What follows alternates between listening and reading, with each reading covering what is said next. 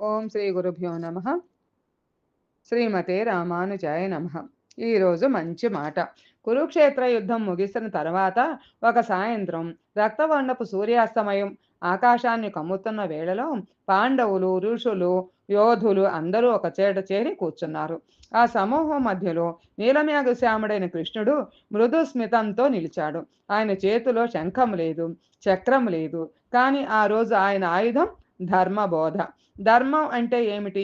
కృష్ణుడు మృదువుగా అన్నాడు, ధర్మం అనేది కేవలం యుద్ధంలో గెలవటం కాదు, సత్యాన్ని కాపాడటం, నీ కర్తవ్యాన్ని చేయటం, లోభం అహంకారం విడిచిపెట్టటం. అదే నిజమైన ధర్మం. అందరూ శ్రద్ధగా విన్నారు.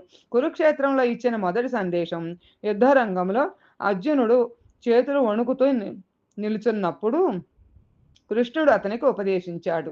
ఆ ఉపదేశమే తరువాత ప్రపంచానికి వెలుగైన భగవద్గీతగా ప్రసిద్ధి పొందింది. అర్జునుడు అన్నాడు, స్వజనుల మీద బాణాలు ఎలా వదులుతాను?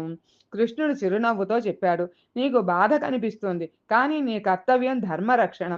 ఫలితాన్ని ఆశించకుండా కర్తవ్యాన్ని చెయ్యి.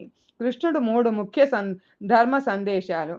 కర్మనిష్ట, ఎలాంటి పరిస్థితులైనా నీ బాధ్యతను వదలకూడదు.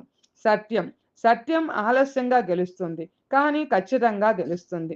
ఆత్మవిశ్వాసం, భయం మనసులో పుడుతుంది, భక్తి అంటే భయం పారిపోతుంది. భక్తులకు కృష్ణుడు ఉపదేశం. యుద్ధం ముగిసిన తరువాత కృష్ణుడు అన్నాడు, ధర్మం కోసం జీవించు, ధర్మం కోసం త్యాగం చెయ్యి, కానీ ద్వేషం కోసం కాదు. అతని కళ్ళల్లో కరుణ మెరిసింది. పాండవులు విజయం సాధించారు, కానీ కృష్ణుడు వారికి చెప్పింది విజయం గురించి కాదు, విజయంలో వినయం, పరాజయంలో సహనం గురించే. కృష్ణుడు చివరి మాట.